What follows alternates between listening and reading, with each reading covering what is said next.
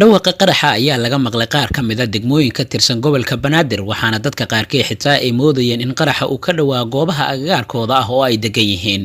mowduuceena xilligan waxaan kaga hadli doonaa faahfaahinta ku saabsan qaraxa ka dhacay magaalada Muqdisho ee caasimadda Soomaaliya.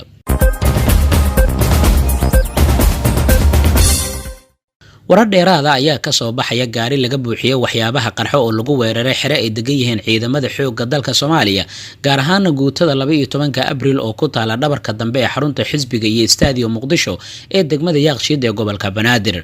qaraxa oo ahaa mid ismiidaamin ayaa la sheegay in lagu dhiftay albaabka hore ee xirada oo ay ku sugnaayeen ciidamo ka tirsan kuwa xoogga dalka Soomaaliya.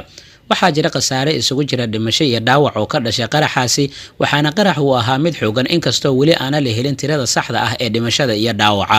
xirada weerarka qaraxa lagu qaaday ayaa waxaa degan ciidamo ka tirsan militariga Soomaaliya gaar ahaan qaybta 12 Abriil oo dhismahani ay degan yihiin lagu magacaabi jiray waxaana xaruntani ay tahay mid ku taala wadada u dhaxaysa isgoyska Baar Ayaan iyo sidoo kale General Daawud oo dhanka bidixna ka marta hoteelka isbartiibada ee magaalada Muqdisho.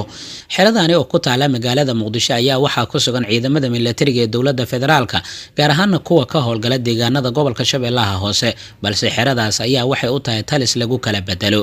gaadiidka gurmadka degdega ayaa gaaray goobta qarax uu ka dhacay waxaana halkaas ay ka wadaan howlaha badbaadinta. ciidamo ka tirsan booliiska Soomaaliyeed oo ku sugan meel u dhow goobta qarax uu ka dhacay ayaa sidoo kale xiray inta badan wadooyinka soo gala xarunta xisbiga. afayeenka ciidanka booliiska Soomaaliyeed ayaa sheegay in qaraxaasi uu ahaa ismiidaamin mana uusan sheegin khasaaraha ka dhashay. waxaa kaloo uu tilmaamay in baaris xaqiiqa raadin ay socoto.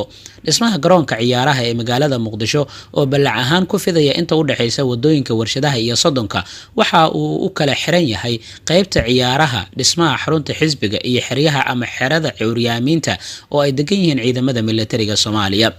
dhismaha xerada cuuryaamiinta oo laba qayb ah waxaa dhinac degan askar ka tirsan militariga Soomaaliya gaar ahaan guutada 12 Abriil halka qaybta dhanka laamiga Sodonka xigtaana ay degan yihiin ama ay deegaan u tahay dad rayid ah. waxyaabaha ka soo kordha qaraxaasi iyo faahfaahinada kaleba macluumaadyadeenna kale iyo barnaamijyadeena kale ee Marcadda TV ku daawo insha Allah.